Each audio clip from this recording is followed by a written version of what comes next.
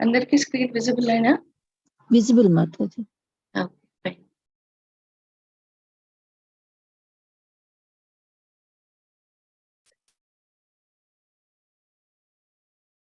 Hare Krishna. So నిన్న మనం అర్జున విషాద యోగం చూసాం కదా. సో ఈరోజు మనము రెండవ అధ్యాయం. సో ఈరోజు మనము రెండవ అధ్యాయం చూద్దాం. ఓకే, గీతాసారం అంటే దీన్ని సాంఖ్య యోగం అంటారు. సో దీన్ని మనం ఇప్పుడు చూద్దాం. Krishna one second.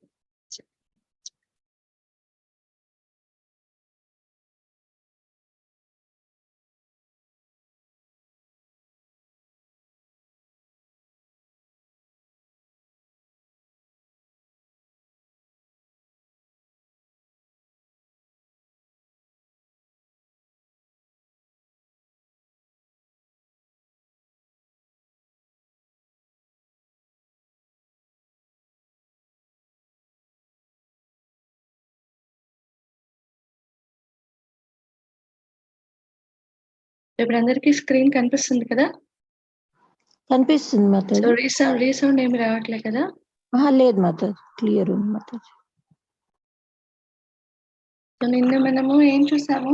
మొదటి అధ్యాయంలో Dhritarashtra feelings, Duryodhana feelings and ఇంకా ఎవరిది అర్జున ఫీలింగ్స్ చూసాం కదా. సో ఒకే బ్యాటిల్ ఫీల్డ్ లో వీళ్ళ ముగ్గురికి రకరకాల ఫీలింగ్స్ ఉన్నాయి కదా. నిన్న మనం అదే చూసాం. సో లాస్ట్ గా ఏం చూసామంటే అర్జున ఫీలింగ్స్ చూసాం. సో అర్జున ఫీలింగ్స్ ఏమేమి ఉన్నాయి, ఎవరైనా చెప్పగలరా? అర్జున ఫీలింగ్స్ ఏమేమి చూసాం నిన్న?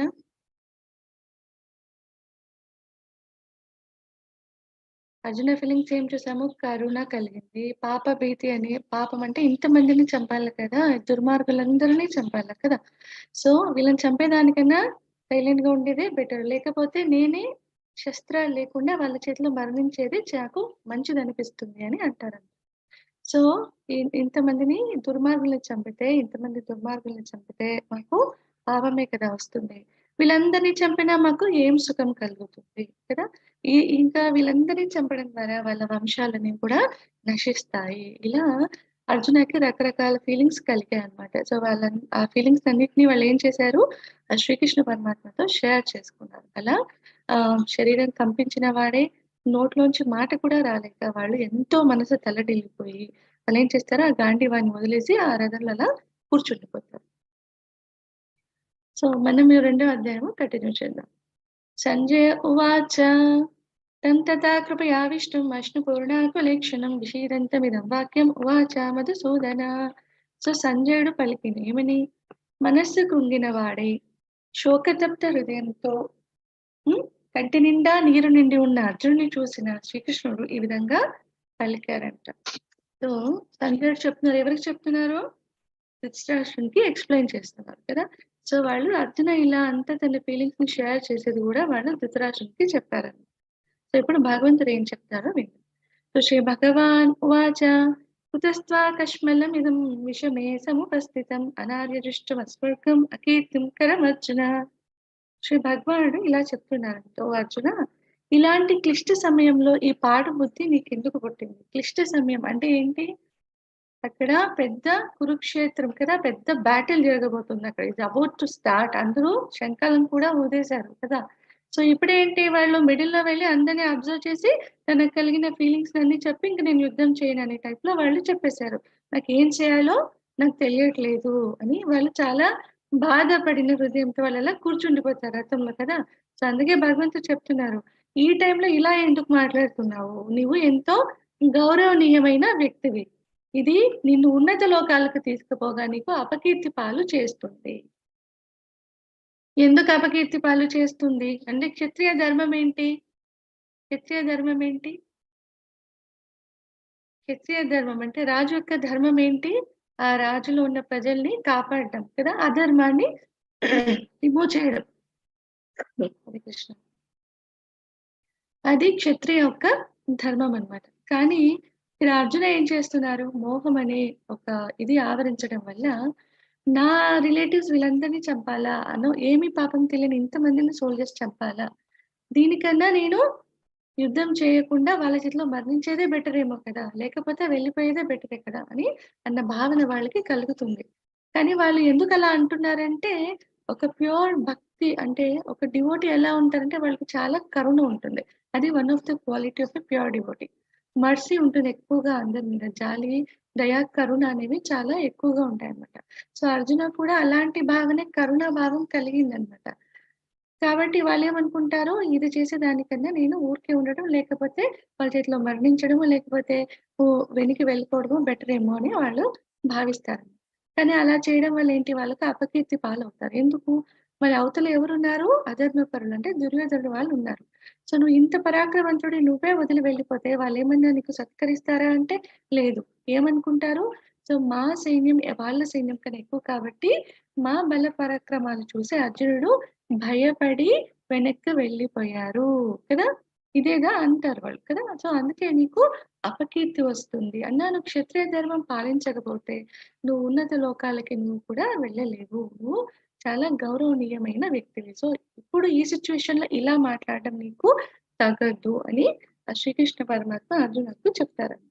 ఇప్పుడు అర్జున చెప్తున్నారు. అర్జున ఉవాచ కథం భీష్మం అహం సంఖ్యే ద్రోణం చ మధుసూదన ఇషుభి ప్రతియోత్స్యామి పూజార్హ వరిసూదన. అర్జునుడు పలికెను. ఓ శత్రు సంహార, భీష్మ ద్రోణాదులను బాణాలతో నేనెలా కొట్టగలను అని అంటున్నారు. సో శత్రు సంహార మధుసూదన. మధుసూదన అంటే మధు అనే రాక్షసుని సంహరించినందువల్ల భగవంతుని మధుసూదన అని సంబోధిస్తారు. సో పూజార్హులైన అంటే పూజ చేయడానికి అర్హత కలిగిన వాళ్ళనమాట. ఎవరు? భీష్ముడు, ద్రోణాచార్యుల వారు కదా! వాళ్ళు చాలా ఓల్డ్ ఏజ్ వాళ్ళు. చాలా పెద్దవాళ్ళు. వీళ్ళకు శిక్షణ ఇచ్చిన వాళ్ళు, సద్బుద్ధిని వీళ్ళకు ప్రసాదించిన వాళ్ళు. ఎవరు? వాళ్ళ పితామహులు భీష్ములు అండ్ వాళ్ళ గురువు గారైన ద్రోణాచార్యుల వాళ్ళు. సో వీళ్ళని నేను బాణాలతో ఎలా ఎక్కుపెట్టాలి? నేను కదా! నేననే భావన చాలా స్పష్టంగా ఉంటుంది. సో వీళ్ళని నేను బాణాలతో ఎక్కుపెట్టగలను యుద్ధంలో అని వాళ్ళు తన భావనని చెప్తున్నారు. కార్పణ్యదోషోపహత స్వభావః పృచ్ఛామి త్వాం ధర్మసమ్మూఢచేతాః యశ్చయస్య నిశ్చితం బ్రూహి తన్మే శిష్యస్తేహం షాధి మాం త్వాం ప్రపన్నం. మమకారం అనే దోషం కారణంగా నేనిప్పుడు నా కర్తవ్యం విషయంలో మోహము చెంది శాంతిని కోల్పోయాను. సో అర్జున ఇంకా అంటున్నారు. సో వాళ్ళందరిని చూడగానే వాళ్ళందరూ నా రిలేటివ్స్ అన్న భావన నాలో జాగృతమైంది కదా! ఆ మమకారం అనేది నాలో డెవలప్ అయింది. కాబట్టి నేను నా కర్తవ్యాన్ని చేయలేకపోతున్నాను. వాళ్ళ కర్తవ్యం ఏంటి అక్కడ? యుద్ధం చేయడం కదా! సో దాన్ని వాళ్ళు చేయలేకపోతున్నారు అని వాళ్ళంటున్నారు. అందుకు నేను శాంతిని కోల్పోయాను ఓ కృష్ణ అని వాళ్ళు చెప్తున్నారు. నిజంగా ఇప్పుడు ఏది శ్రేయస్కరం అంటే ఏది మంచిదో నాకు తెలియడం లేదు. అంటే యుద్ధం చేయడమా? చేయకపోవడమా? నాకు ఏమీ తెలియట్లేదు. కాబట్టి నేను నీ శిష్యుడనయ్యాను. నన్ను స్వీకరించు అని వాళ్ళకు ఎవరికి? ఆ శ్రీకృష్ణ పరమాత్మకు శరణాగతి వేడుతారు. ఎవరు? అర్జునుడు.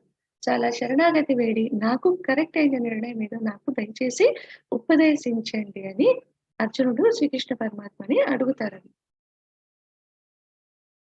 వాయిస్ అందరికి వినిపిస్తుంది కదా?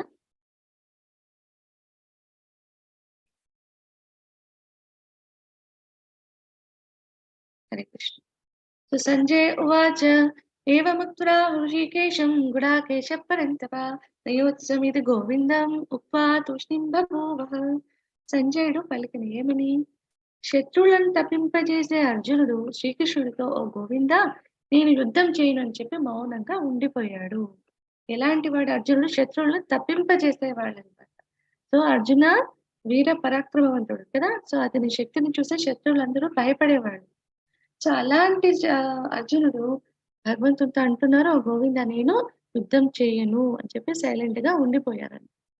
శ్రీ భగవాన్ ఉవాచ అశోచ్యానన్వశోచస్త్వం ప్రజ్ఞావాదాంశ్చ భాషతే గతాసు న గతాసుంశ్చ నాను శోచంతి పండితాః. శ్రీ భగవానుడు పలికింది ఏమని? నీవు పాండిత్యముతో కూడిన మాటలు మాట్లాడుతున్నావు కదా! మంచి విద్యను సంపాదించాడు కదా! ఎవరు? అర్జునుడు కదా! తను గురువు దగ్గర మంచి విద్యను సమకూర్చుకున్నారు కదా! సో, ఆ పాండిత్యంతో నువ్వు చాలా విషయాలు చెప్పావు. కానీ దుఃఖింపకూడని దాని కోసం నువ్వు దుఃఖిస్తున్నావు.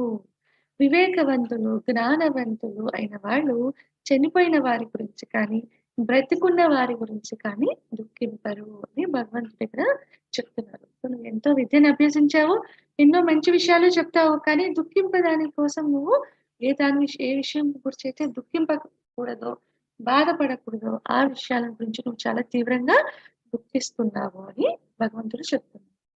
నత్వేవాహం జాతునాసం నత్వం నేమే జనాధిపాః నచైవ న భవిష్యామః సర్వే వయమతః పరం. నేను కానీ, నీవు కానీ, ఈ రాజులందరూ కానీ లేని సమయము లేదు. ఇక ముందు కూడా మనం ఉండకుండా ఉండము. అంటే భగవంతుడు అంటున్నారు, భగవంతునితో సహా అంటే నేను కానీ, నీవు కానీ ఈ బాటిల్ ఫీల్డ్‌లో సమావేశమైన ఈ రాజులందరూ కానీ లేని సమయం అంటూ ఏది లేదు.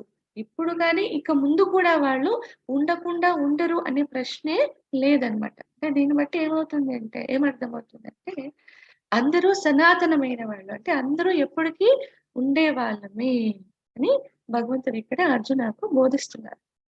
సో ఇది ఎందుకు చెప్తున్నారంటే, అర్జున అనుకుంటున్నారు ఏంటి? నేను వాళ్ళ మీద బాణాలు ఎలా ఎక్కుపెట్టగలను? నేను వాళ్ళని ఎలా సంహరించగలను? వాళ్ళని ఎలా ఎదురుగా వెళ్లి వాళ్ళతో యుద్ధం చేయగలను? ఎందుకంటే వాళ్ళు గౌరవనీయమైన వాళ్ళు, పూజార్హులైన వాళ్ళు, పెద్దవాళ్ళు. సో వాళ్ళ మీద నేనెలా యుద్ధం చేయగలను అంటారు కదా! సో అందుకే భగవంతుడు చెప్తున్నారు. సో ఇప్పుడు కానీ, ఇక ముందు కానీ మనందరము కూడా ఎప్పుడూ ఉండేవాళ్ళమే. ఉండకుండా ఎక్కడికి వెళ్ళిపోయే వాళ్ళము కాదు అని భగవంతుడు చెప్తున్నారు. సో ఇంకా అంటున్నారు భగవంతుడు, దేహినోస్మిన్ యథా దేహే కౌమారం యవ్వనం జరా తథా దేహాంతర ప్రాప్తిః ధీరస్తత్ర న ముహ్యతి.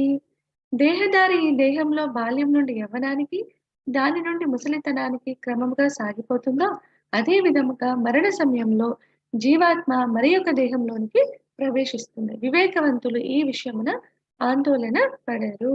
సో భగవంతుడు చెప్పేస్తున్నారు ఏంటని? ఈ దేహంలో నివసించే దేహధారి అంటే బేసికల్‌గా ఈ బాడీ అనేది, ఈ దేహం అనేది ఒకేలాగా ఉంటుందా అంటే ఉండదు కదా! మార్పుకు లోనవుతుంది. ఈ భౌతిక సృష్టిలో, ఈ భౌతిక ప్రపంచంలో, ఈ మెటీరియల్ వరల్డ్‌లో ఏదైనా కూడా మార్పుకు లోనవుతుంది. అది ప్రకృతి యొక్క నేచర్ అన్నమాట. మార్పుకు లోనవుతుంది. సో మన దేహం కూడా ప్రకృతిలో భాగం కదా! మనం భౌతిక ప్రకృతిలో నివసిస్తున్నాం కదా! సో అందుకే మన దేహం కూడా ఈ మార్పుకు లోనవుతుంది. ఎలా? బాల్యం నుంచి యవ్వనానికి, దాని నుండి ముసలితనానికి క్రమంగా అది సాగిపోతుంది. అదే విధంగా మరణ సమయంలో ముసలి వాళ్ళయ్యాక డెఫినెట్‌గా ఎక్కడికి రీచ్ అవుతారో అందరికీ కూడా మరణం అనేది ఖచ్చితంగా సంభవిస్తుంది కదా!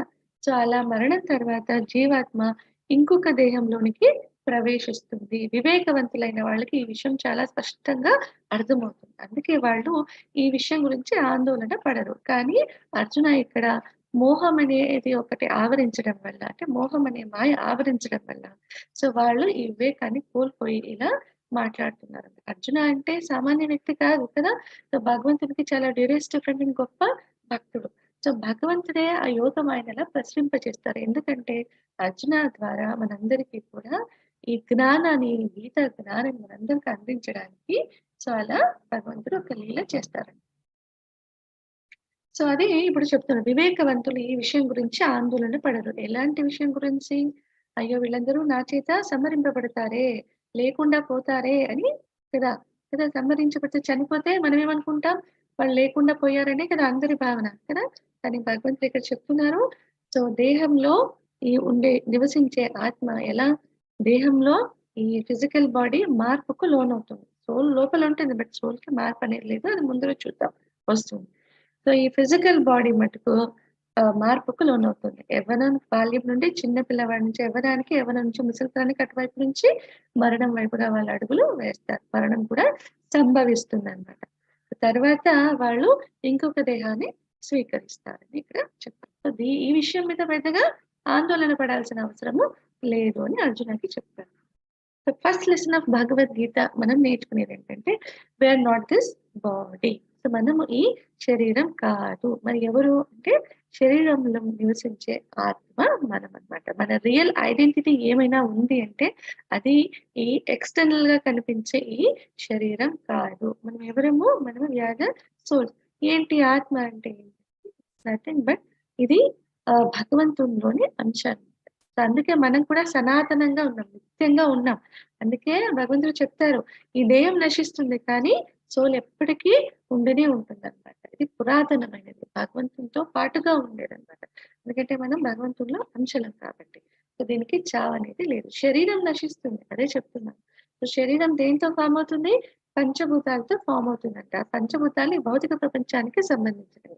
సో, ఆ భౌతిక ప్రపంచానికి సంబంధించిన పంచభూతాలతో ఫార్మ్ అవుతుంది కాబట్టి బాడీ మార్పుకు లోనవుతుంది. ఇది అశాశ్వతం అని చెప్తారు.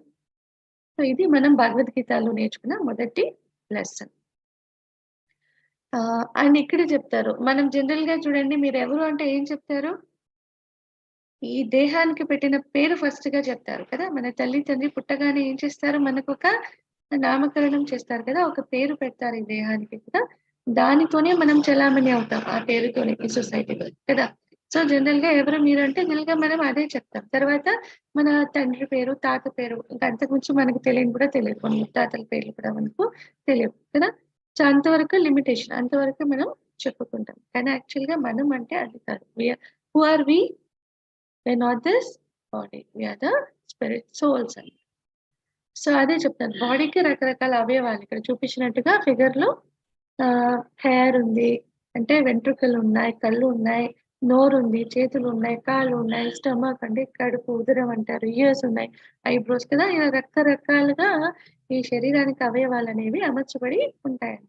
శరీరం ఫార్మ్ అయ్యేటప్పుడు. సో, మనం ఎలా ఉన్నాము అంటే ఇలా.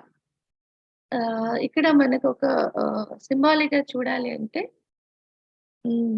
మనలో చైతన్యం ఒక మనిషి జీవించి ఉన్నాడు అంటే ఎలా చెప్తాం మనం అతను జీవించి ఉన్నారని ఎలా చెప్పగలం ఒక మనిషిని? అంటే అతని కదలికలు, అతనిలో ఉన్న చైతన్యం మూవ్‌మెంట్ కదా! సో, బ్రతికున్న మనిషి అయితే ఏం చేస్తారు?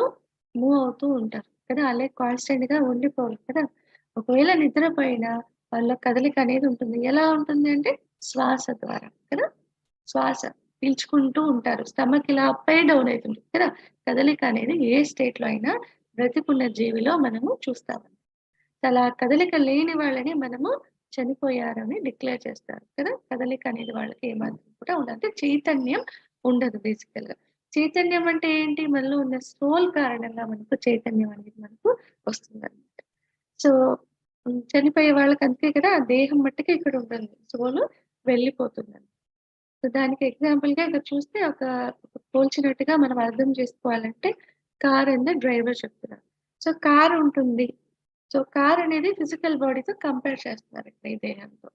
సో, కార్ అనేది అలా మనము పార్క్ చేసినప్పుడు ఐడిల్‌గా ఉంటుంది కదా! అది కదలిక అనేది ఉండదు. కాకపోతే దాంట్లో ఎప్పుడైతే డ్రైవర్ అనే వ్యక్తి కూర్చొని స్టార్ట్ చేస్తాడో అప్పుడు ఏమవుతుంది? ఆ కార్‌లో కదలిక అనేది వస్తుంది. అవునా కదా! కదా! సో, అదే ఆ మనిషి దిగిపోయాడనుకోండి, అప్పుడు ఏమవుతుంది ఆ కారు మళ్ళీ ఐడిల్‌గా ఒకే స్టేట్‌లో ఉండిపోతుంది కదలిక లేకుండా కదా! సో, అలాగనే ఇక్కడ డ్రైవర్ అంటే మన సోల్ అన్నమాట. మన ఈ దేహాన్ని డ్రైవ్ చేస్తుంది ఎవరు? ఆ సోల్. అందువల్లే మనకు చైతన్యం అనేది కలుగుతుంది. అది మనకు అర్థం అవ్వట్లేదు. ఎలా అంటే మనం ఎలా చిక్కుకుపోయాం ఈ భౌతిక ప్రపంచంలో అంటే, ఒక చిలక పంజరంలో ఎలా చిక్కుకుంటుందో అలా అన్నమాట. సో, మనము ఈ భౌతిక ప్రపంచంలో చిక్కుకుపోయాము. హ్మ్. ఆహ్, ఇప్పుడు ఒక చిలుకను చిన్నప్పటి నుంకని అదే కేజ్‌లో పెట్టామనుకోండి, సో, దానికి మనమే ఫుడ్ ఇస్తున్నాము. అంటే మనం ఆ కేజ్ ఓపెన్ చేసినా కూడా అది బయటికి వెళ్ళదు. ఎందుకంటే దానికి అలవాటయిపోయింది. ఆ కేజే తన హౌస్ అని కదా! సో, మనం డైలీ దానికి ధాన్యాలు, గింజలు ఇస్తుంటాం. అది మోర్ సాటిస్ఫైడ్ దాంతో. కానీ అది జైల్‌లో ఉంది అని దానికి అర్థం అవ్వట్లేదు. మనం ఆ కేజ్ యొక్క చిన్నపాటి డోర్‌ని ఓపెన్ చేసినా కూడా అది బయటికి వెళ్ళదు. అక్కడే ఆరామంగా ఉంటది. ఎందుకంటే దానికి తెలియని కూడా తెలీదు. ఏమని? దానికి రెక్కలున్నాయి. బయట తన ఆకాశంలో ఫ్రీగా ఎగరగలదు. ఈ గింజలు, ఈ ధాన్యాలు బయట కూడా దానికి లభిస్తాయి. సో, బయట నాలాగా చాలా మంది ఉన్నారనే విషయం కూడా దానికి తెలియడం లేదన్నమాట. సో, అలా మనం కూడా మన గురించిన నాలెడ్జ్ మనకు లేదన్నమాట. ఈ భౌతిక ప్రపంచం అంటే ఒక జైలు లాంటిది. ఇలాగే మనం ఉండిపోయాం ఇక్కడ. సో, ఇక్కడ ఏమనే భావనతో ఉన్నాము? నేను, నాది, నా వాళ్ళు, నాకు సంబంధించింది. ఇలాంటి ఒక బంధనంలోనే మనము మన ఏమంటారు ఈ జీవితం అంతా కూడా గడిపేస్తాం కదా! సో, దీంట్లో స్ట్రాంగ్‌గా ఇరుక్కుపోయామనమాట. అందుకే ఇది బంధనం అని అంటారు. సో, ఇది ఈ భౌతిక ప్రపంచాన్ని జైలుతో ఒక కేజ్‌లాగా మనకి కంపేర్ చేస్తారు. సో, మాత్రా స్పర్శాస్తు కౌంతేయ శీతోష్ణ సుఖదుఃఖదాః ఆగమాపాయినో నిత్యాః తాం తిక్షస్వ భారత. ఓ కౌంతేయ! సుఖదుఖాలు తాత్కాలికంగా కలగడం, కాలక్రమంలో అవి పోవడం, చలికాలం, ఎండాకాలం వచ్చిపోవడం లాంటివి. కలత చెందకుండా వాటిని ఓర్చుకోవడం మనిషి తప్పక నేర్చుకోవాలి. అవి ఇంద్రియ అనుభూతి వలన కలుగుతాయి అని చెప్తున్నారు. సో, సుఖదుఖాలు సో, మన శరీరం మార్పుకు లోనవుతాయి కదా! ఈ భౌతిక ప్రపంచంలో ఏమున్నా కూడా అవి ఎలా ఉంటాయని చెప్తారు? ద్వంద్వాలు. Pairing system. అంటే మంచి ఉంటే దానికి అతుక్కొని చెడు కూడా ఉంటుంది. పగలు ఉంటుంటే దానికి అటాచ్డ్‌గా రాత్రి కూడా ఉంటుంది. అంటే ఇలా పేరెంట్ సిస్టమ్‌లో ఉంటాయన్నమాట. ఈ భౌతిక ప్రపంచంలో ఏవైనా కూడా. సో, అవి ఒకటి తర్వాత ఒకటి కంటిన్యూయస్‌గా ఆహ్, వస్తూనే ఉంటాయి. సుఖం వస్తే తర్వాత దుఃఖం కూడా మనకి డెఫినిట్‌గా వస్తుంది. దుఃఖం అయిపోయాక మళ్ళీ సుఖం కూడా మనకు అనుభవంలోకి వస్తుందన్నమాట. It's on keep on rotation బేసిస్‌లో ఎలాగైతే పగలు, రాత్రి వస్తుంది కదా! రొటేషన్ బేసిస్‌లో దీనికి స్టాపేజ్ అనేది ఉందా? లేదు కదా! కంటిన్యూయస్‌గా వస్తూనే ఉంటుంది. అలా ఈ భౌతిక ప్రపంచంలో అన్నీ కూడా ద్వంద్వాలలాగా కంటిన్యూయస్‌గా రొటేషన్ బేసిస్ వచ్చేటట్టుగా అన్నీ ఒకటి తర్వాత ఒకటి వస్తూనే ఉంటాయన్నమాట. సో, కాలక్రమంలో ఎలా ఇప్పుడు మనకు సీజన్స్ చూస్తాం కదా! సీజన్స్ ఉంటాయి కదా! సో, ఒక ఇయర్‌లో ఇన్ని సీజన్స్ తర్వాత ఇంకొక ఇయర్ వస్తుంది. దాంట్లో అన్ని సీజన్స్ చూస్తాం కదా! సో, చలికాలం, ఎండాకాలం వచ్చి పోతుంటాయి. మనల్ని పలకరిస్తాయి. మళ్ళీ వెళ్ళిపోతుంటాయి. సో, దానికి కలత చెందకూడదు అని ఇక్కడ చెప్తా. అంటే సుఖ-దుఃఖాలు అండ్ మనకి సీజన్స్ ఎలా అయితే వచ్చి పోతుంటాయో, అంటే ఈ బేసికల్‌గా సుఖ-దుఃఖాలని ఈ సీజన్స్‌తో పోలుస్తారనమాట. ప్రతి ఒక్కటి కూడా వస్తుంది, వెళ్ళిపోతుంది. సిమిలర్‌లీ సుఖ-దుఃఖాలు కూడా అలాగనే. కాబట్టి దానికి పెద్దగా కలత చెందడం అంటే రియాక్ట్ అవ్వడము కరెక్ట్ కాదు. దాన్ని మనం ఓర్చుకోవడం అనేది మనిషి అనేవాడు తప్పక నేర్చుకోవాలి అని చెప్తున్నారు. ఇవన్నీ మనకెందుకు కలుగుతాయి? సుఖం కలుగుతుంది, దుఃఖం కలుగుతుందంటే ఎందుకు కలుగుతుంది మనకు? ఈ ఫీలింగ్స్ మనకెందుకొస్తున్నాయంటే, మనం ఇంద్రియ అనుభూతిలో ఉన్నామనమాట. చాలా స్ట్రాంగ్‌గా ఇంద్రియ అనుభూతిలో మనము ఉన్నామనమాట. ఇంద్రియాలంటే ఏంటి? మన కళ్ళు, చెవులు, ముక్కు, చర్మం కదా! 5 ఇంద్రియాలుంటాయి మనకి కదా! ఈ ఇంద్రియాల వల్ల మనకు రకరకాల అనుభూతులు కలుగుతూ ఉంటాయి. సో, దానికి లోనైనప్పుడే మనకి ఈ బాధలు, సంతోషం అనేవి కలుగుతూ ఉంటాయని భగవంతుడు ఇక్కడ చెప్తూ ఉన్నారు. "న జాయతే మ్రియతే వా కదాచిత్ నాయం భూత్వా భవితా వా న భూయః అజో నిత్య శాశ్వతోయం పురాణో న హన్యతే హన్యమానే శరీరే." ఆత్మకు పుట్టడం, చావడం అనేవి లేవు. అది ఒకప్పుడు ఉండి, మరొకప్పుడు లేకపోవడం జరగదు. జన్మరహితము, శాశ్వతము, అనాది సిద్ధము అయిన ఆత్మ నిత్యమైనది. అందువల్ల శరీరాన్ని నాశనం చేసిన అందులోని ఆత్మ మాత్రం చావదు అని ఇక్కడ భగవంతుడు చెప్తారు. ఏమని? ఈ భౌతిక శరీరం, ఈ ఫిజికల్ బాడీ నేను అని మనం దేనైతే ప్రెజెంట్ చేస్తామో, అంటే ఈ శరీరాన్ని ప్రెజెంట్ చేస్తామో, ఇది మార్పుకు లోనవుతుంది. చివరిగా మనకు మరణం కూడా సంభవిస్తుంది. ఎవరైనా మరణించిన తర్వాత వాళ్ళ దేహాన్ని అలాగే అట్టి పెట్టుకొని ఉంటారా? అలాగే ఉంటామా? లేదు కదా! ఇమ్మీడియేట్‌గా దాన్ని డిస్పోజ్ చేస్తారు కదా! దేహాన్ని కాల్చడమో, బూచడమో చేసేస్తారు. అంటే ఈ పంచభూతాలతో ఫార్మ్ అయిన ఈ శరీరం ఏదైతే ఉందో, అది మనం చనిపోయాక అంటే మనలో చైతన్యం అనేది నశించాక, ఈ శరీరం ఇక్కడే పంచభూతాల్లోనే లీనమైపోతుంది.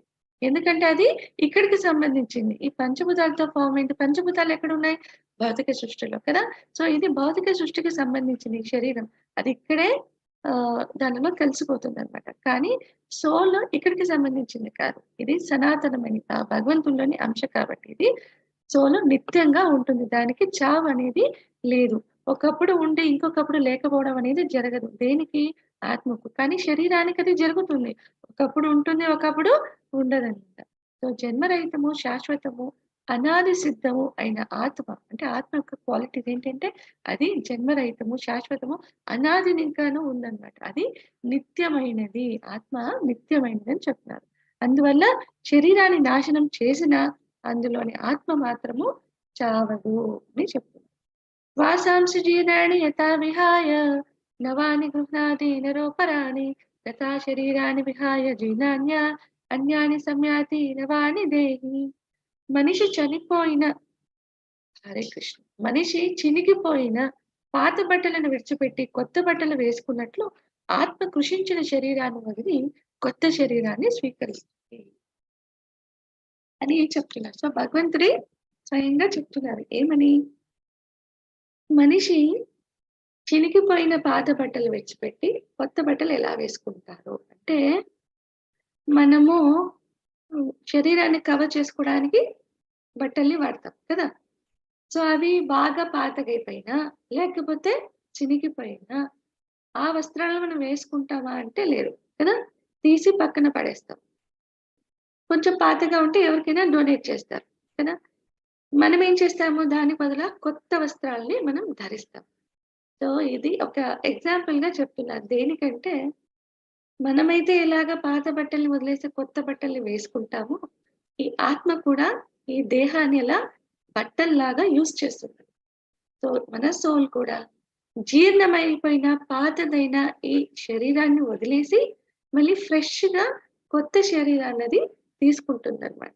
ఎలాగంటే మనం ఇలాగ అర్థం చేసుకోవాలని భగవంతుడే చెప్తున్నారు. ఎలా? మనం ఎలాగైతే పాత బట్టలు వదిలేసి కొత్తవి వేసుకుంటామో, సోల్ కూడా అంతే అన్నమాట. సో ఈ జీర్ణమైన దేహాన్ని వదిలేసి కొత్త శరీరాన్నది స్వీకరిస్తుంది అని ఇక్కడ చెప్తున్నారు. నైనం చిందంతి శస్త్రాణి నైనం దహతి పావకః న చైనం క్లేదయంత్యాపో న శోచయతి మారుతః. ఈ ఆత్మను ఆయుధములు ముక్కలు చేయలేమంటే, ఏ శస్త్రాల చేత కూడా ఆయుధము ఖండింపబడలేదన్నమాట. అగ్ని చేత కాల్చబడలేదు. అండ్ నీరు చేత కూడా అది తడుపబడలేదు. గాలి ఆరిపోవునట్లు కూడా చేయలేదు. దేనిని? ఈ సోల్‌ని. కానీ మనం బాడీ చూస్తే ప్రతి దానికి బాడీ రియాక్ట్ అవుతుంది కదా! సో ఒక ఆయుధంతో ఏదైనా మనకి హాని చేయాలనుకుంటే ఎవరైనా చేయొచ్చు. అంటే మనం అంటే ఈ దేహానికనమాట ఇక్కడ. హాని చేయొచ్చు. అగ్ని మనకు అంటితే మనకు కాలకుండా ఉంటుందా? డెఫినిట్‌గా కాలుతుందన్నది కదా! వాటర్ మన మీద పడితే ఎలా? అబ్జర్వ్ చేసుకుంటుందా లేదా? మన క్లోత్స్ మీద పడినా, మన శరీరం మీద పడినా వాటరు పీలుస్తుంది కదా! సో గాలి ఆరిపోనట్లుగా చేస్తుంది. అంటే మన ఈ దేహం ఈ పంచభూతాలకు రియాక్ట్ అవుతుంది. కానీ సోల్ మాత్రము రియాక్ట్ అవ్వదు అని ఇక్కడ చెప్తున్నారు. ఇది ఆత్మ యొక్క క్వాలిటీస్ అన్నమాట.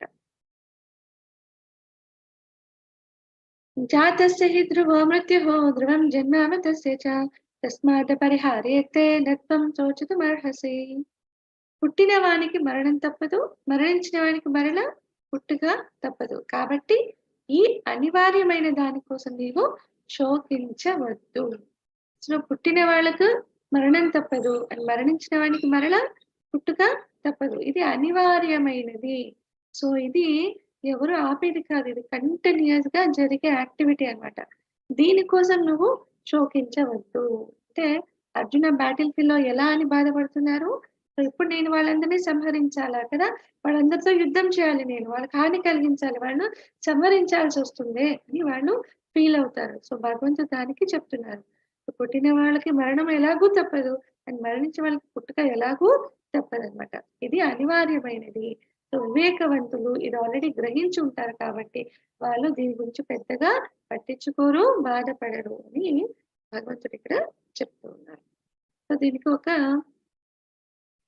చిన్న మనం స్టోరీ చూడొచ్చు. మనము ఒకసారి యుధిష్ఠిర మహారాజు ఏం చేస్తారు, ఒక యక్షుడు అంటే యమధర్మరాజే అలా యక్షుడి రూపంలో వాళ్ళకి కొన్ని క్వెషన్స్ వేయడం అనేది జరుగుతుంది. సో దాంట్లో వన్ ఆఫ్ ద క్వెషన్ ఏంటంటే, ఈ భౌతిక ప్రపంచంలో అంటే ఇక్కడ అద్భుతమైన విషయం ఏంటి అని వాళ్ళని అడుగుతారండి.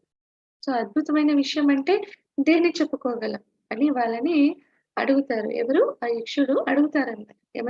ధర్మరాజు అంటే యుధిష్ఠిరుడిని అడుగుతారు. సో యుధిష్ఠిర మహారాజు దానికి సమాధానం చెప్తారు. ఏమని సమాధానం చెప్తారంటే వాళ్ళు, అద్భుతమైన విషయం ఏంటంటే అందరికీ తెలుసు వాళ్ళు ఏదో ఒక టైంలో చనిపోతారు అని. కానీ అసలు వాళ్ళకి మరణం అనేదే రాదు అనే ఒక ధ్యాసతో, ఒక భావనతో వాళ్ళు జీవితాన్ని గడిపేస్తుంటారన్నమాట. సో నేనే నేనే ఓనర్‌ని. నాకన్నీ తెలుసు అన్న భావనలో వాళ్ళు జీవితాన్ని గడిపేస్తూ ఉంటారు. కానీ వాళ్ళకి తెలుసు మరణం అనేది వస్తుందని మీ అందరికీ తెలీదా అంటే, అందరికీ తెలుసు. కానీ అది నాకెప్పటికీ రాదన్న భావనలోనే మనం మన నిత్య కార్యాలు చేసేస్తూ ఉంటామనమాట. సో, ఇది చాలా అద్భుతమైన విషయమని యుధిష్ఠిర మహారాజు చెప్తారు. సో, ఇది నిజమే కదా!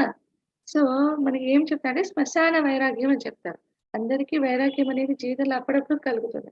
శ్మశానంలో ఇంకా ఎక్కువగా కలుగుతుంది. మన శ్మశానానికి ఎప్పుడు వెళ్తాం?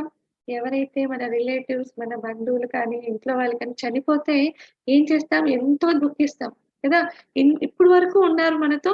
ఇప్పటి వరకు మాట్లాడారు. అప్పుడే ఏమైపోయిందో తెలీదు. ఇప్పటి వరకు బానే మాట్లాడుతున్నారు. అంతలోనే ఏమైపోయిందంటే వాళ్ళలో చలనం అనేదే లేదు.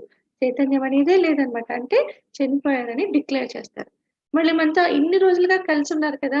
మరి వాళ్ళు చనిపోయాక కూడా ఆ అఫెక్షన్‌తో వాళ్ళు మన దగ్గరే పెట్టుకుంటారా అంటే కదా! లేదు. ఎందుకు?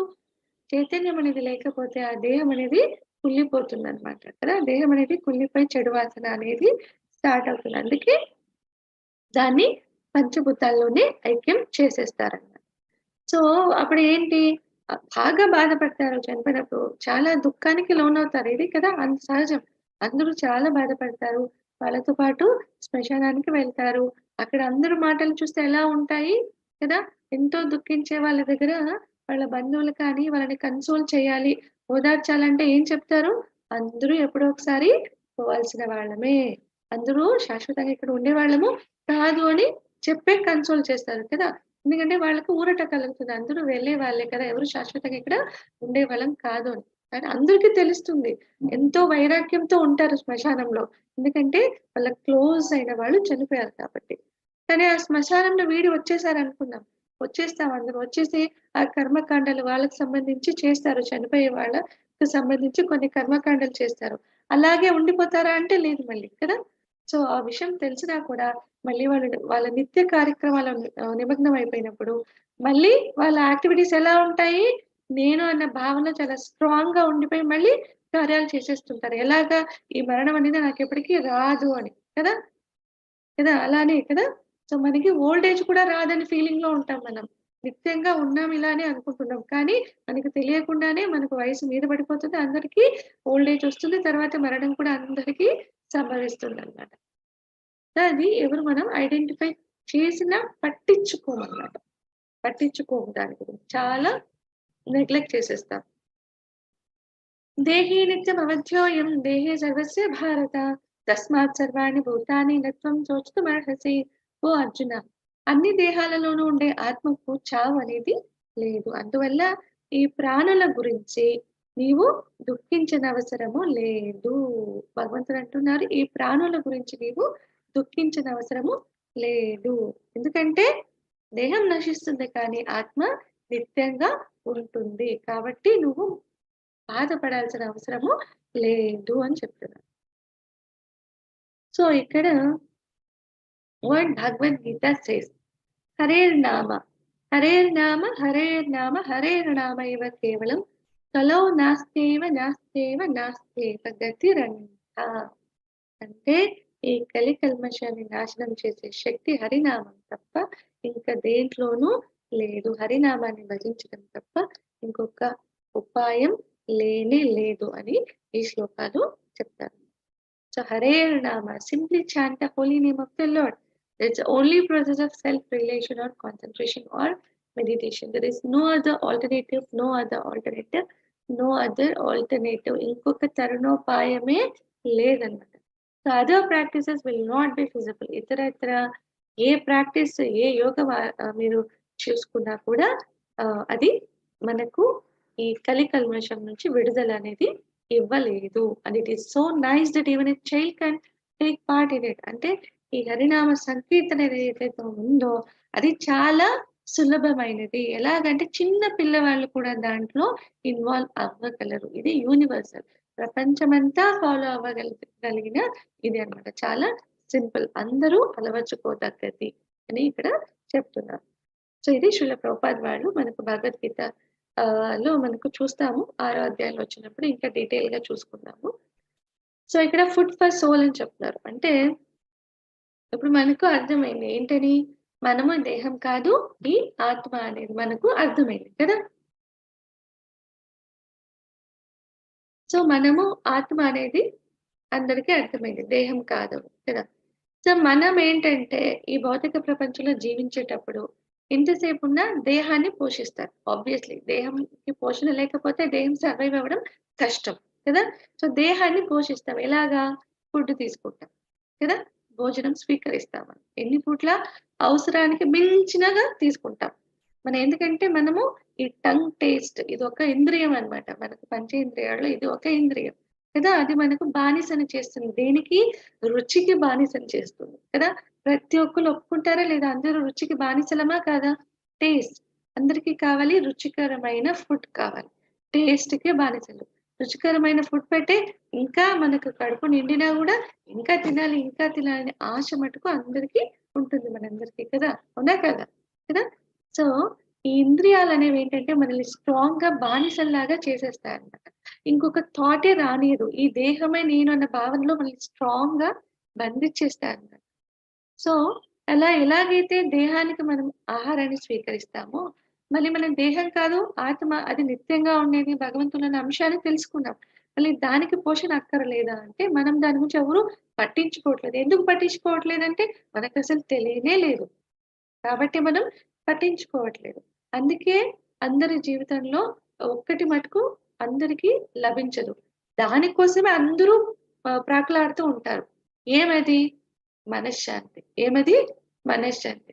ఎవరికైనా మనశ్శాంతి ఉందా జీవితంలో అంటే ఒక్కళ్ళు కూడా చెప్పలేరు. ఎవరికీ మనశ్శాంతి అనేది ఉండదు. వాళ్ళు ఎంత ధనవంతులైనా సరే, ఎంత బీద వాళ్ళైనా సరే, లేక మధ్యస్థంగా మిడిల్ ఫ్యామిలీ వాళ్ళైనా సరే. ఎవరికీ మనశ్శాంతి అనేది ఉండనే ఉండదు. ఎందుకంటే వాళ్ళు ఆత్మని గ్రహించట్లేదు.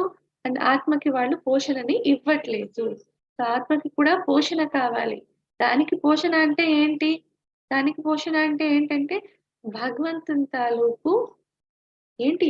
నామజపాలు, భగవంతుని తాలూకు గుణగణాలు వినటము, భగవంతుని ప్రే చేయడం ఇదంతా మన సోల్‌కి ఆహారంలాగా పనిచేస్తుందన్నమాట. దానికి ఎనర్జీ వస్తుంది. అది శాంతితో బ్రతుకుతుంది. శాంతి అనేది మనకు కలుగజేస్తుంది. ఎప్పుడు? మనము దానికి సరైన ఆహారాన్ని ఇచ్చినప్పుడు. ఆహారం ఏంటి? భగవంతుని సంకీర్తన, భగవంతుని నామజపం, భగవంతుని గుణగణాలు, లీలల్ని శ్రవణం చేయడం అంటే వినటం అన్నమాట. కీర్తించడం. ఇదంతా కూడా సోల్‌కి ఫుడ్ లాగా యాక్ట్ అవుతుందన్నమాట. సో, అప్పుడది తన నిజ తత్వాన్ని తెలుసుకుంటూ మనశ్శాంతి వైపుగా నడుస్తుంది. అందుకే చెప్తారు భగవంతుని భక్తులు ఎవరైతే ఉంటారంటే శుద్ధ భక్తులు. సో, వాళ్ళు మనశ్శాంతితో ఉంటారు. వాళ్ళకి ఎన్నెన్నా కష్టాలు పలకరించనివ్వండి. వాళ్ళు ఎంతన్నా సుఖాలు వాళ్ళని పలకరించనివ్వండి. వాళ్ళు దేనికి రియాక్ట్ అవ్వరు. మనశ్శాంతిగా ఉంటారు. ఎందుకు అంటే వాళ్ళు వాళ్ళ నిజతత్వాన్ని గుర్తుంచుకొని భగవంతుని శరణులోకి వాళ్ళు వెళ్ళింటారు కాబట్టి వాళ్ళకు మనశ్శాంతి అనేది ప్రాప్తి అవుతుంది. సో, ఇంకా చూస్తాం.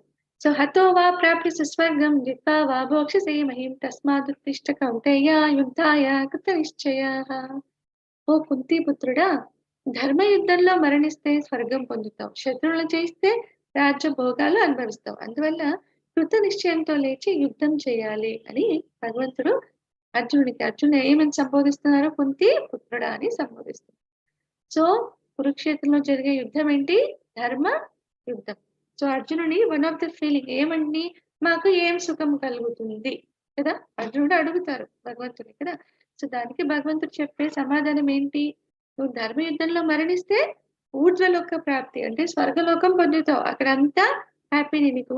అన్నీ కూడా విరివిగా దొరుకుతాయి. దేని గురించి బాధపడాల్సిన అవసరం లేదు. అక్కడ ఓన్లీ ఎంజాయ్‌మెంట్ ఉంటుంది. కదా! సో, స్వర్గలోక ప్రాప్తి దొరుకుతుంది. అండ్ శత్రువులను జయిస్తే రాజ్యభోగాలు అనుభవిస్తావు. అంటే ఒకవేళ యుద్ధంలో మరణిస్తే స్వర్గం ప్రాప్తి అవుతుంది. అక్కడ ఎంజాయ్ చేస్తాం. ఒకవేళ శత్రువులను జయిస్తే ధర్మ స్థాపన చేయగలుగుతావు అండ్ రాజ్య భోగాలు కూడా నువ్వు అనుభవిస్తావు. అందువల్ల కృత నిశ్చయంతో లేచి నువ్వు యుద్ధం చెయ్యి. ఇలా అంతా నువ్వు డౌట్స్ పెట్టుకోవాల్సిన అవసరమే లేదు. నువ్వు లేసి యుద్ధం చెయ్యి అని భగవంతుడు చెప్తారు. చెయ్యాలి అని చెప్తారు. ఈశాతే అభిహితా సాంఖ్యే బుద్ధిర్యోగే త్విమాం శృణు బుద్ధ్యా యుక్తో యా పాత కర్మబంధం ప్రయాస్యసి. ఇప్పటి వరకు ఈ జ్ఞానాన్ని అంటే ఈ ఆధ్యాత్మిక జ్ఞానం ఇదంతా మనము ఎలాంటి జ్ఞానాన్ని సంపాదిస్తున్నామో ఈ భౌతిక ప్రపంచానికి సంబంధించిన జ్ఞానమా అంటే కాదు. స్పిరిచ్యువల్ ఆధ్యాత్మిక జ్ఞానం మనము సంపాదిస్తున్నాము. సో ఇప్పటి వరకు ఈ జ్ఞానాన్ని నేను సాంఖ్యయోగం అంటే ఆత్మతత్వం ద్వారా నీకు వివరించాను. ఇప్పుడు ఫలాపేక్ష లేని కర్మ రూపంలో నేను దీన్ని విశదీకరిస్తాను అంటే ఎక్స్‌ప్లెయిన్ చేస్తాను విను అంటారు. ఎలా? ఇప్పటి వరకు ఆత్మతత్వం విషయంలో చెప్పారు. ఇప్పుడు ఫలాపేక్ష లేని కర్మ ఎలా చేయాలనే దాని విషయంలో నేను నీకు వివరిస్తాను అని చెప్తున్నాను. సో పార్థ ఇలాంటి అవగాహనతో పని చేసినప్పుడు ఎలా? ఫలాపేక్ష లేని కర్మ రూపంలో మనము కర్మని ఉనరించినప్పుడు, కర్మ అంటే పని. మనం చేసే పని. పని చేసినప్పుడు నీవు కర్మ బంధముల నుండి విముక్తి పొందుతావు. సో కర్మ చేసినప్పుడు కర్మ తాలూకు ఫలం కూడా మనల్ని అంటుకుంటుంది కదా! సో అదే కర్మ బంధనం అని అంటారు. సో ఎలా కర్మ చేస్తే ఈ కర్మ బంధనాల్లో మనం చిక్కుకోమో అది కూడా భగవంతుడు ఇక్కడ మనకు ఎక్స్‌ప్లెయిన్ చేస్తున్నారండి. అది ముందు చూద్దాం. నేహాభిక్రమనాశోస్తి ప్రత్యవాయో న విద్యతే స్వల్పముప్యస్య ధర్మస్య త్రాయతే మహతో భయాత్. ఈ కర్మయోగం ప్రారంభించి పూర్తి చేయలేకపోయినా వృథాగా పోదు. దోషం లేదు. ఈ మార్గమును కొద్దిగా ఆచరించిన దారుణమైన భయం నుండి మనిషిని కాపాడుతుంది అని చెప్తున్నారు. అంటే ఈ కర్మయోగం భగవంతుడు ఏదైతే ఎక్స్‌ప్లెయిన్ చేస్తున్నారో దాన్ని ప్రారంభించి అంటే బేసికల్‌గా ఏదైనా కూడా భగవంతుని సేవలు చేయాలన్నమాట. సో అలా కర్మ చేయడం మనం ప్రారంభించి పూర్తి చేయలేకపోయినా అంటే పూర్తిగా మనము సక్సెస్ అవ్వలేకపోయినా కూడా మనం చేసేది ఏది కూడా వృధాగా పోదు కదా! మనం చేసే ధర్మపరమైన కార్యాలు కొద్దిగా చేసినా కూడా అవి వృధాగా ఏమీ పోదు. అవి చేయడం వల్ల మనకి ఎలాంటి దోషం కూడా అంటదు. ఈ మార్గంను కొద్దిగా ఆచరించినా కూడా, కొద్దిగా అయినా సరే ఆచరించినా దారుణమైన భయం నుంచి మనిషిని కాపాడుతుంది. సో దారుణమైన భయం. సో ఏంటి అంటే ఇక్కడ మనము మనిషిలాగా జీవం తీసుకున్నాం కదా! ఇది అందరూ వినే ఉంటారు కదా! మనిషి జన్మ అంటే చాలా ఉత్తమమైన జన్మ అని అందరూ వినే ఉంటారు కదా! కదా! సో మనకి మొత్తంగా 84 జీవరాశులు ఉన్నాయి. అంటే లివింగ్ ఎంటిటీస్ 84 లక్షలన్నమాట. దాంట్లో ఒక్క వన్ ఆఫ్ ద ఫార్మే మనం తీసుకున్న హ్యూమన్ ఫార్మ్. అంటే దీంట్లో కూడా రకాలున్నాయి. 4,00,000 అని చెప్తారు. But one of the form వచ్చి మనం తీసుకున్న ఈ హ్యూమన్ ఫార్మ్ అన్నమాట. ఇది one of the form. Living ఎంటిటీలో వన్ ఆఫ్ ద ఫార్మ్ అన్నమాట. సో ఇది ఎందుకు ఉత్తమమైనది? మిగతా 84,00,000 కన్నా ఇది చాలా ఉత్తమమైనది అని చెప్తారు. ఎందుకు అంటే ఈ జన్మలో మనకు జ్ఞానం సంపాదించే ఒక అవకాశం అనేది మనకు లబ్ధి అయింది. అంటే ప్రాప్తి అవుతుందన్నమాట. సో ఈ జ్ఞానం వల్ల మనము ఎలాంటి జ్ఞానం సంపాదించుకోవాలి? ఈ మనిషి జీవితం ఇచ్చిందే భగవంతుడు ఆధ్యాత్మిక జ్ఞానాన్ని పోవడానికి అండ్ మన నిజ ధామం మనం ఎవరు అని తెలుసుకున్నాక మనం అక్కడికే వెళ్ళాలి కదా! మనము మన రియల్ హోమ్‌కి వెళ్ళాలి. అక్కడే మనము శాశ్వతంగా నివసించాల్సిన వాళ్ళం. బట్ సమ్‌హౌ ఇక్కడ పడిపోయాము ఈ భౌతిక ప్రపంచంలో. మళ్ళీ మనం మన నిజమైన ధామానికి వెళ్ళాలన్నమాట. సో, అలా వెళ్ళాలంటే మనకు మన గురించిన జ్ఞానం చాలా అవసరం. మనమంటే ఎవరో తెలుసుకోవాలి. భగవంతుడంటే ఎవరో తెలుసుకోవాలి. మనకు భగవంతుడికి ఏంటి సంబంధం యాక్చువల్లీ. సో, అనేది తెలుసుకున్నప్పుడు ప్రతి ఒక్కళ్ళకి అక్కడికి వెళ్ళే ఆ అవకాశం అనేది లబ్ధి అవుతుందండి. సో, అందుకనే ఈ మానవ జీవితం అనేది ఉద్దేశించబడింది. అంతేకాని ఈ భౌతిక భోగాలు అనుభవించడానికి కాదనమాట. కానీ మనమేం చేస్తున్నాం? ఈ భౌతిక ప్రపంచంలో జననం తీసుకున్నాక మాయలో ఉండి అందరూ కూడా ఈ దేహమే నేనన్న భావనలో చాలా స్ట్రాంగ్‌గా వాళ్ళ జీవితం అంతా చాలా కష్టపడి ఈ దేహ పోషణ కోసమో, లేకపోతే వాళ్ళ బంధువులు, వాళ్ళ ఫ్యామిలీ పోషణ కోసమో కష్టపడి చివరిగా ముసలి వయసు వచ్చాక వాళ్ళు ఏమీ చేయలేని స్థితిలో ఎంతో బాధను అనుభవించి చనిపోవడం అనేది జరుగుతుంటుంది. సో ఏమి కూడా సాధించలేదు. ఎంతో అరుదైన ఈ మానవ జీవితం వాళ్ళకి లభించినా కూడా మనం ఏమైనా చేసుకుంటున్నామా అంటే దాన్ని సక్సెస్ వైపుగా నడిపించుకోలేకపోతున్నాం. చివరికి నార్మల్‌గా మరణిస్తున్నాం. మళ్ళీ ఏ జన్మ తీసుకుంటామో మనకి తెలీదనమాట. ఒక క్రిమి కీటకంగా పుట్టొచ్చు, ఒక బల్లిలాగా పుట్టొచ్చు, అడవిలో జంతువులాగా పుట్టొచ్చు కదా! ఎలాగైనా అక్వాటిక్ యానిమల్స్ లాగా అంటే నీళ్ళలో నివసించే జీవుల్లాగా పుట్టొచ్చు. ఎలా అయినా నెక్స్ట్ జన్మ తీసుకోవచ్చు. మళ్ళీ మనం అర్ధ జన్మల్లోకి వెళ్ళిపోతామనమాట. సో, మళ్ళీ ఈ జ్ఞానం సంపాదించే ఒక అవకాశం కోల్పోయాం. సో, అందుకే మానవ జీవితం అనేది చాలా హయ్యర్ పర్పస్ కోసం ఉద్దేశించబడింది. సో, ఈ ఇంద్రియ భోగం కోసం కాదనమాట. సో, అది అందరూ అర్థం చేసుకోవాలి. సో, ఇలా ఏం చెప్తున్నారు? ఈ మార్గాన్ని కొద్దిగా ఆచరించిన దారుణమైన భయం. దారుణమైన భయం అంటే ఇదేంటి? ఇంకా ఏ జీవరాశిలో పుడతామో అనేది పెద్ద భయమనమాట. ఎందుకంటే మళ్ళీ ఒక్కసారి మనం పతనమైపోయి వేరే జీవరాశిలో పడ్డామంటే, మళ్ళీ మానవ జన్మ దొరకాలి అంటే ఎన్నో జన్మలు తీసుకోవాల్సుంటుందండి. సో, అంతవరకు మళ్ళీ ఎంతో పుణ్యం సంపాదిస్తే గాని మళ్ళీ మానవ జన్మ అనేది దక్కడం అనేది జరగదు. సో, మనము ఈ మానవ జన్మలో కొద్దిగా అయినా భగవంతుని సేవ చేస్తే, మనకు ఆ భయమనేది ఉండదు. అంటే మనకు సంహో భగవంతుడు ఇతరత్ర ఇంకొక లైఫ్‌లో మానవ జన్మ ప్రాప్తయ్యేలాగే మనకు జరుగుతుందనమాట. అంటే భగవంతుని సేవ చేసుకునే అవకాశం మనకు డెఫినెట్‌గా నెక్స్ట్ లైఫ్‌లో దొరుకుతుంది.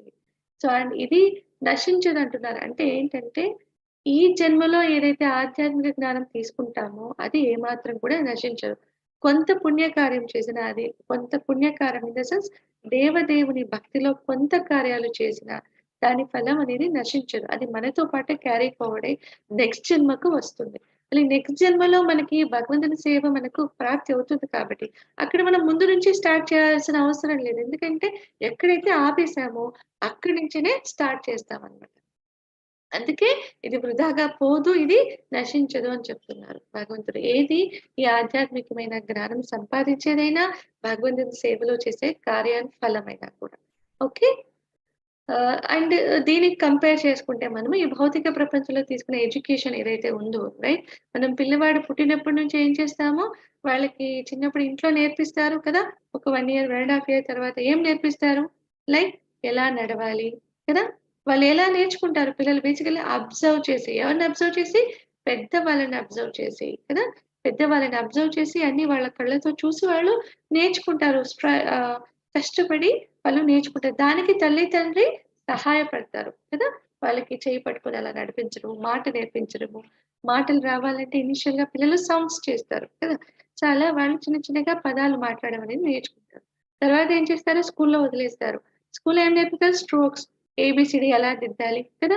చిన్నప్పటి నుంచి నేర్పిస్తారు ఏబీసీడీలు ఎలాగని. తర్వాత పదాలు ఎలా చదవాలని నేర్పిస్తారు. తర్వాత సెంటెన్స్ రీడింగ్ వస్తుంది. ఇలా స్టేజ్ బై స్టేజ్ వాళ్ళు ఎడ్యుకేషన్ అనేది ప్రాప్తి అవుతారు. పోస్ట్ గ్రాడ్యుయేషన్ చేసుకుంటారు. మంచిగా ఎడ్యుకేషన్ తీసుకొని ఒక సక్సెస్‌ఫుల్ జాబ్‌లో చేరతారు. మంచిగా బ్రతుకుతారు. అదే వాళ్ళు మరణించాక ఇంకొక దేహం స్వీకరించినప్పుడు మానవ దేహమే స్వీకరించాలనుకుందాము. సో, ఆ దేహంలో తీసుకున్నప్పుడు అయ్యో! నేను ఇంతకుముందు జన్మలో ఇంజినీర్‌ని, ఇంతకుముందు జన్మలో డాక్టర్‌నయ్యాను అని ఇప్పుడు పుట్టంగానే డాక్టర్ అయిపోతారా? ఏది గుర్తుండదు కదా! మళ్ళీ ఎక్కడి నుంచి మొదలుపెడతారు? స్కూలుకి వెళ్తే మళ్ళా ఆ స్ట్రోక్స్, ఏబీసీడీ స్ట్రోక్స్ దగ్గర నుంచని మొదలుపెడతారు. అవునా కదా! ఇది ఎవరికీ గుర్తుండదు. కానీ ఆధ్యాత్మికమైన జ్ఞానం అలా కాదండి. మనం ఏం సంపాదిస్తామో అది మనకు మన సోల్‌తో పాటు అది ట్రావెల్ అవుతుంది. సో, ఈ సోల్ ఎప్పుడైతే ఇంకో దేహంలోకి తీసుకుంటామో, ఆ దేహంలో ఈ నాలెడ్జ్ అంతా కూడా వచ్చేస్తుందనమాట సోల్‌తో పాటు. అందుకే చూసారా కొంతమందిని మనం చూస్తే వాళ్ళు యాక్చువల్‌గా కొన్ని పుస్తకాలంటే కొన్ని ఆధ్యాత్మిక పుస్తకాలని కానీ, భగవంతుని స్తోత్రాలని గాని చూస్తే ఎప్పుడు చూసుండరు వాళ్ళు కదా! వాళ్ళు విని కూడా ఉండరు. కానీ చూడంగానే టక టక చదివేస్తారనమాట. అదేదో యాస్ థో వాళ్ళకది చాలా పరిచయం ఉన్నట్టు, ఇంతకుముందు ఎన్నో సార్లు చదివినట్టు వాళ్ళు చదివేస్తారు. పక్క వాళ్ళు ఆశ్చర్యపోతారు. అయ్యో! నేను ఎంత ట్రై చేసినా రావట్లేదు. మీరేంటి ఇలా చెప్పేస్తున్నారు, ఇంత బాగా చెప్తున్నారని. అప్పుడు వాళ్ళకే షాక్ అవుతుంది. అవును నేనెప్పుడు చదవలేదు కదా! నేనెప్పుడు దీన్ని వినలేదు. అయినా నేను చాలా బాగా చదివేశానే అని. మరి ఎక్కడి నుంచొచ్చిందిది? కదా! ఎక్కడి నుంచొస్తుందంటే, ఇంతకుముందు లైఫ్‌లో వాళ్ళు దాన్ని ఆల్రెడీ టచ్ చేసుంటారు, చదివి ఉంటారు. కాబట్టి ఈ జన్మలో వాళ్ళకది అంత సరళంగా ఏమాత్రం ప్రయాస పడకుండా వాళ్ళకది వచ్చేస్తుందనమాట. సో, ఇది భగవంతుని జ్ఞానమైన, భక్తిలో చేసేదైనా కూడా మనకు అలా జన్మ జన్మలకి క్యారీ ఫార్వర్డ్ అవుతుందనమాట. సో, అది భగవంతుడు ఇక్కడ మనకు చెప్తారు. దీంట్లో మనకి గజేంద్ర మోక్షం స్టోరీ గూడా వస్తుంది. సింపుల్‌గా చెప్తాను. ఏంటంటే, గజేంద్ర మోక్షం అందరూ విన్నారో లేదో ఐడియా లేదు. బట్ చెప్తాను. ఇన్ షార్ట్‌లో చెప్పేస్తాను. సో, గజేంద్ర మోక్షం ఏంటంటే, గజేంద్రుడు అంటే ఎలిఫెంట్‌కి భగవంతుడు ఇలా మోక్షాన్ని ప్రసాదించారు అని. సో, ఒకసారి ఏమవుతుందంటే త్రికూట పర్వతంలో ఒక ఏనుగుంటారు. సో, వాళ్ళు మిగతా ఏనుగులకందరికీ పెద్ద అన్నమాట. సో, వాళ్ళేం చేస్తారంటే వాళ్ళు ఆహ్, ఒకసారి వాళ్ళ గుంపుతో పాటు ఒక సరోవరం దగ్గరికి వస్తారు. అది చాలా అద్భుతంగా ఉంటుంది సరోవరం.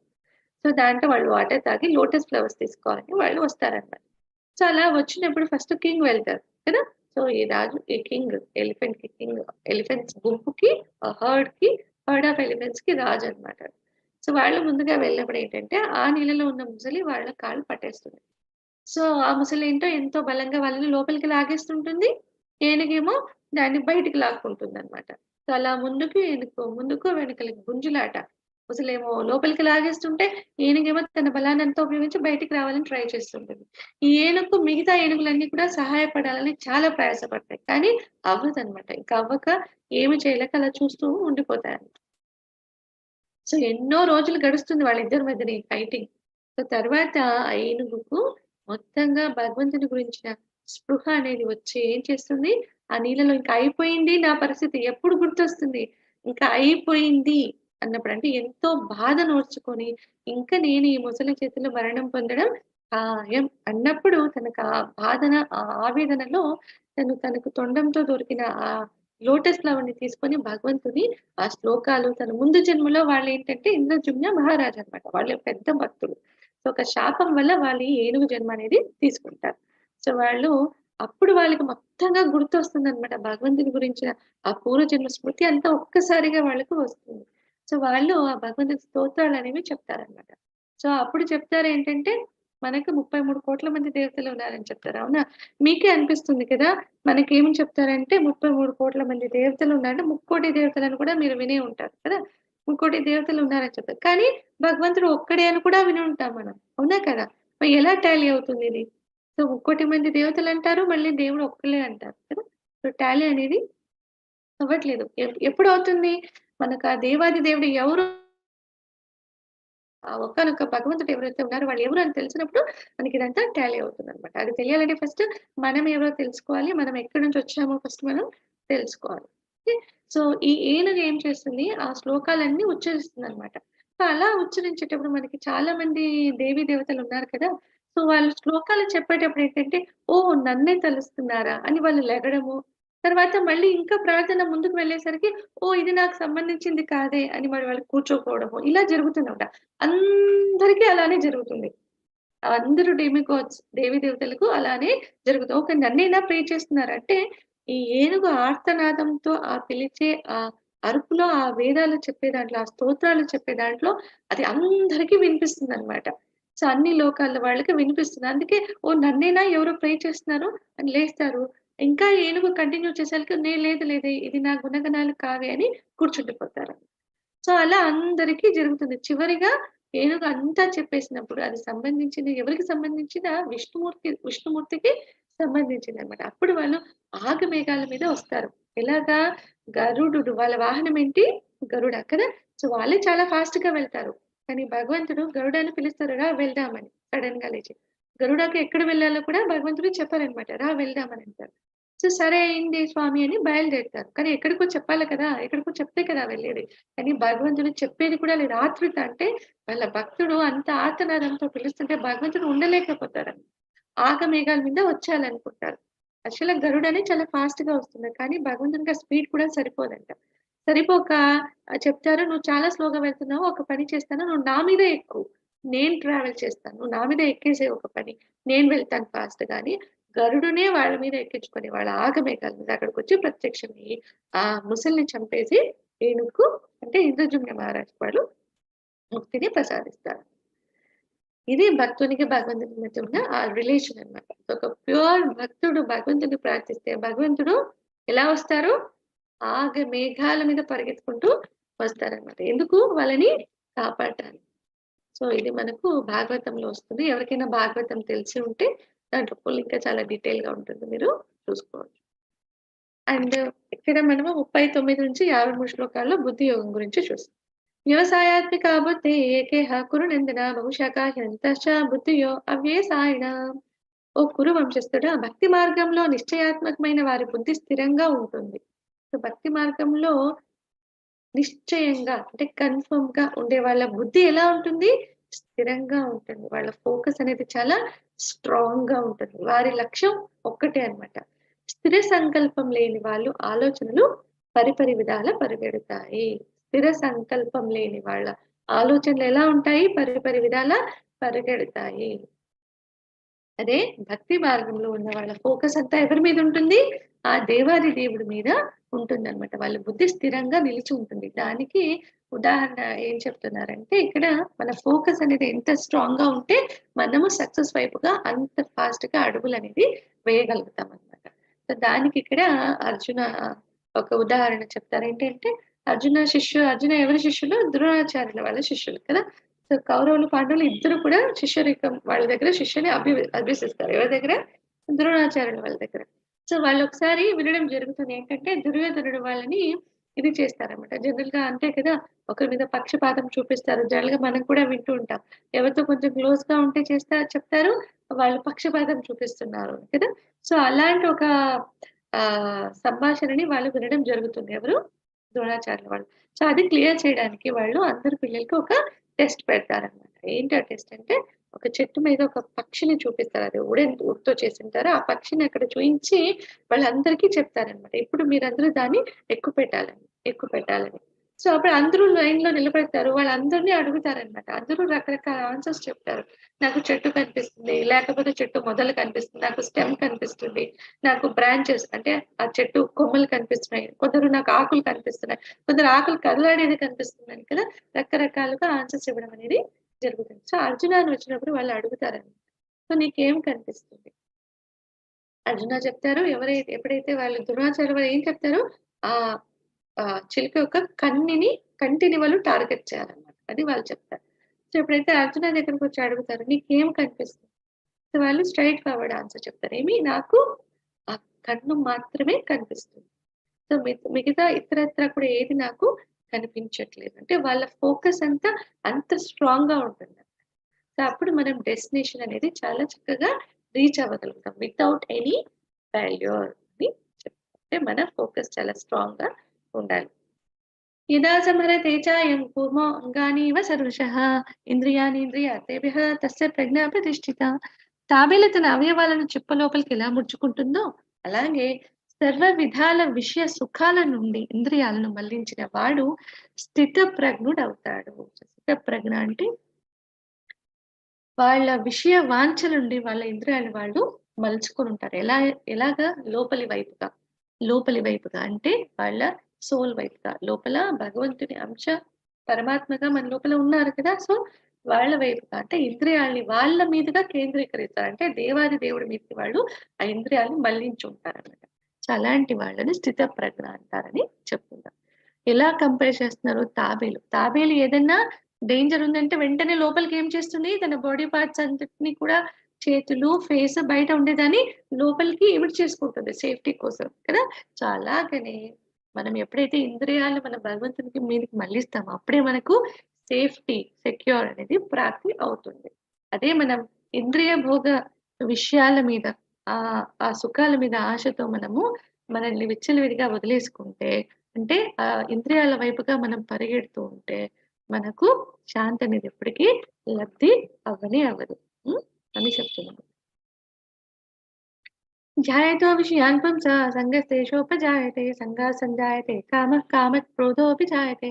ఎప్పుడు ఇంద్రియ విషయాల గురించే ఆలోచించే వాడికి వాటి మీద ఆసక్తి బాగా పెరుగుతుంది. ఆసక్తి వల్ల కోరికలు పుడతాయి. కోరికల వల్ల కోపం అనేది కలుగుతుంది. సో, ఇంద్రియాలంటే కళ్ళు, నోస్ అంటే నాస్ట్రిల్స్ కదా! కళ్ళు, నోరు, నాలుక అంటే టేస్ట్‌కి బానిసలు చేస్తుంది. చెవులు అండ్ చర్మం కదా! సో, ఇవన్నిటి వల్ల మనకు రకరకాల ఫీలింగ్స్ అనేవి అనుభూతంలోకి వస్తాయన్నమాట. ఇప్పుడు కళ్ళే ఉన్నాయి చూసుకోండి. ఏదైనా ఒక దాన్ని చూస్తాం కదా! కళ్ళనేది ఊరికే ఉండదు. ఓపెన్ చేస్తే అన్నీ కనిపిస్తాయి మనకు కదా! మనకు కావాల్సినవి కావాల్సింది కానివి అంటే మనకు కావాల్సింది, లేనిది అన్నీ కూడా మనము చూస్తుంటాం. చూసినప్పుడు ఏమవుతుందంటే చూసిందల్లా మనకు కావాలనిపిస్తుంది కదా! చిన్న ఎగ్జాంపుల్ ఒక షాప్‌లో వెళ్తాము.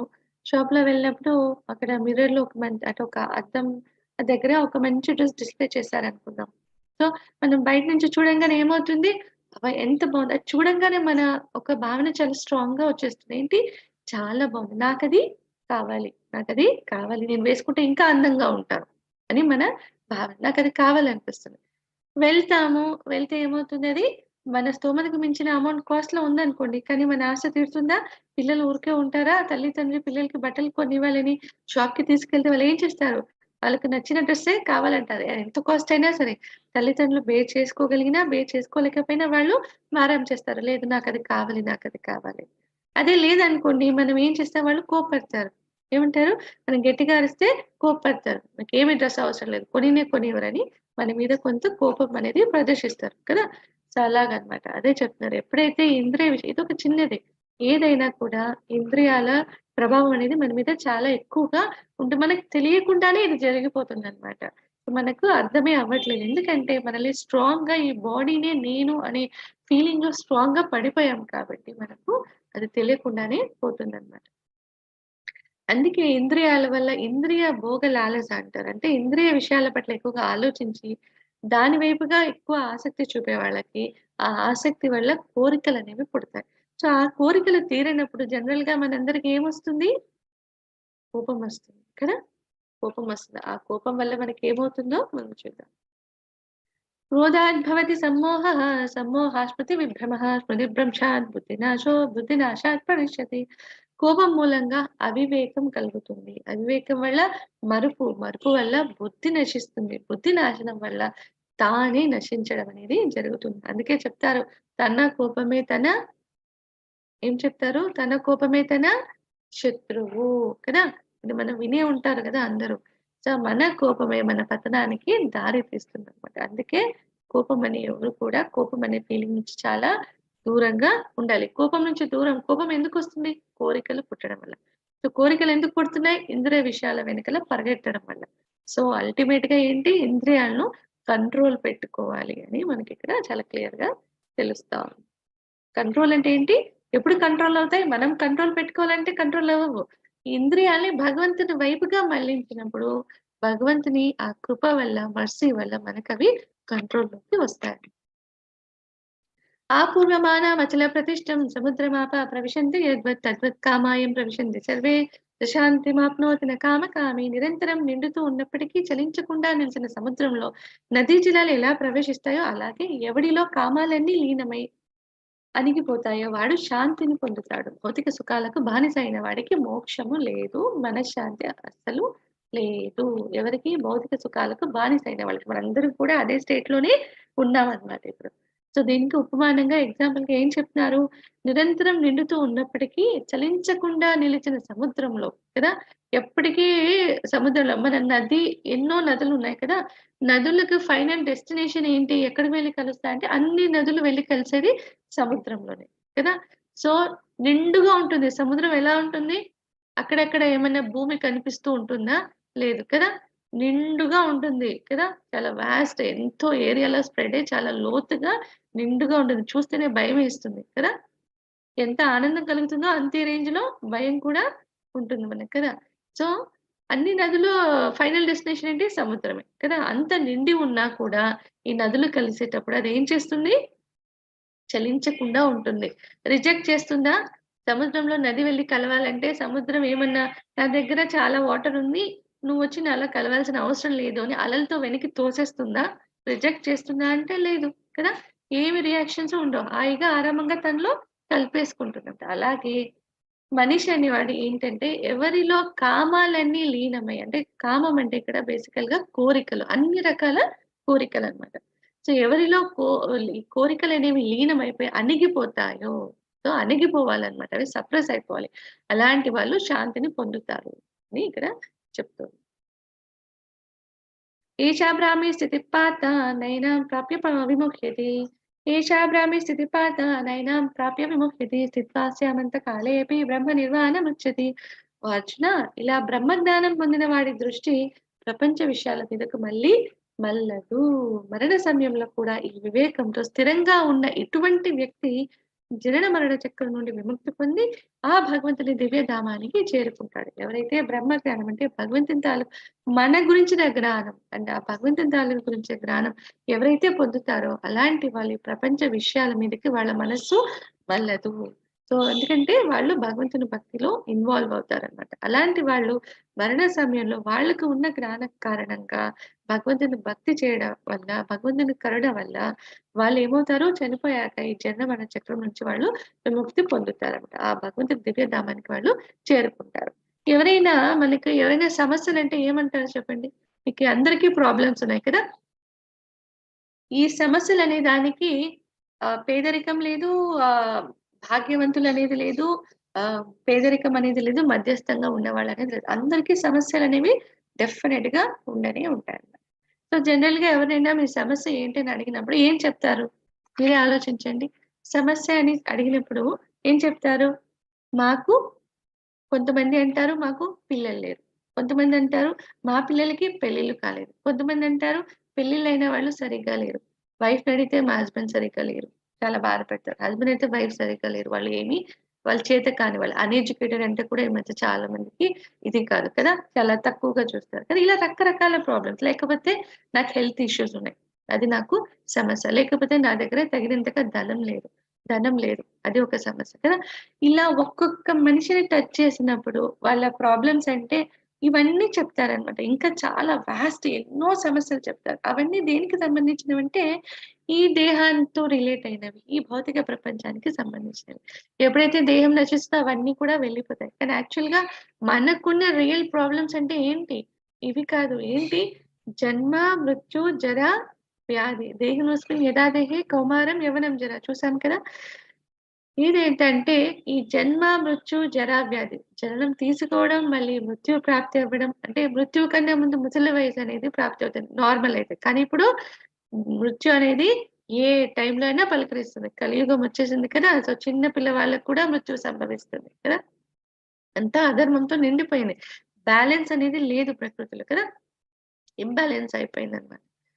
సో, అందుకే ఈ జన్మ, మృత్యు, జరా, వ్యాధి అంటే జన్మ తీసుకోవడం, మృత్యు సంభవించడం, ఓల్డ్ ఏజ్‌లోకి రీచ్ అవ్వడం, ఆ తర్వాత వ్యాధులతో బాధపడడం. ఇవి నిజమైన సమస్యలనమాట. సో, ప్రతి ఒక్కళ్ళు ఇవి పలకరిస్తాయి. దీని నుంచి తప్పించుకోవాలంటే ఏం చేయాలి? ఈ జన్మ, మృత్యు, జరా, వ్యాధి అనే చక్రం నుండి మనము విముక్తిని పొందాలన్నమాట. విముక్తిని పొందాలి. ఎప్పుడు విముక్తి పొందగలుగుతామో, ఈ ఆధ్యాత్మిక జ్ఞానాన్ని సంపాదించుకొని అంటే భగవంతుడి తాలూకు మన గురించి అండ్ మనకు భగవంతుడితో ఎలాంటి సంబంధం ఉంది, మనం ఎక్కడికి చెందిన వాళ్ళము అనే జ్ఞాన సముపార్జన చేసుకొని భగవంతుని సేవలో మనం నిమగ్నమై ఉంటే, మనము ఈ జన్మ, మృత్యు, జరా, వ్యాధి చక్రం నుంచి విడుదల పొందుతాం. కలియుగ ధర్మ. సో, కలియుగ ధర్మం ఏంటి? మనకు వేదాల్లో చాలా క్లియర్‌గా చెప్పారు. కలియుగ ధర్మం ఏంటంటే chanting the holy name of the lord. అది చాంట్ హరే కృష్ణ మహామంత్ర. Hare Krishna, Krishna Krishna Hare Hare, Hare Rama, Rama Rama Hare Hare. So, take away. ఈరోజు మనం చాలా ఇంపార్టెంట్ అయిన ఒక ఇది నేర్చుకున్నాం. ఏంటంటే వి ఆర్ నాట్ దిస్ బాడీగా spirit souls. Happiness and sadness comes and goes. మనకి సుఖాలు, దుఃఖాలు వచ్చి వెళ్తుంటాయి. ఎలాగా? సీజన్స్ లాగా, ఋతువుల్లాగా వచ్చి పోతుంటాయన్నమాట. సో, అందుకే మనం దానికి ఎక్కువగా రియాక్ట్ అవ్వకూడదు. We should surrender to Krishna, always chant Hare Krishna and be happy. Hare Krishna, Krishna Krishna Hare Hare, Hare Rama, Rama Rama Hare Hare. ఇతి షోడశకం నామనం కలీ కల్మషనాశకం నాతః పరతరోపాయ సర్వవేదేషు దృశ్యతే. షోడశకం నామనం అంటే ఈ 16 నామాలు కలిగిన మహా మంత్రంలో కల్మషాన్ని నాశనం చేసే శక్తి దాగి ఉందన్నమాట. సో, వేదాలంతా వెతికినా కూడా ఇంతకన్నా వేరే తరుణోపాయమే లేదు. కల్మషాన్ని నాశనం చేసే తరుణోపాయం ఇంకొకటి లేదు. సో, హరే కృష్ణ మహామంత్రాన్ని చాంట్ చేయాలి అని చెప్తుంది. అదే చెప్తాను. సకల వేదాలన్నీ వెతికినా కలియుగ విషపూరిత ప్రభావాలను రూపుమాపుటకు 16 పేర్లు కలిగిన ఈ హరే కృష్ణ మహామంత్ర జపం కన్నా వేరే తరుణోపాయము కానరాదు అని. ఇది ఎక్కడి నుంచి చెప్తున్నారు?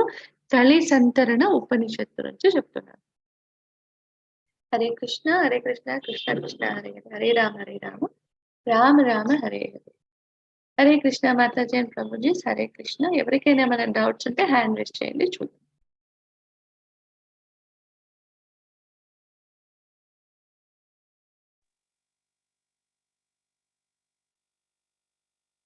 हरे कृष्ण माता। హరే కృష్ణ. विजय कुमार प्रभु जी, हरे कृष्ण। अनम्यूट। 1 second.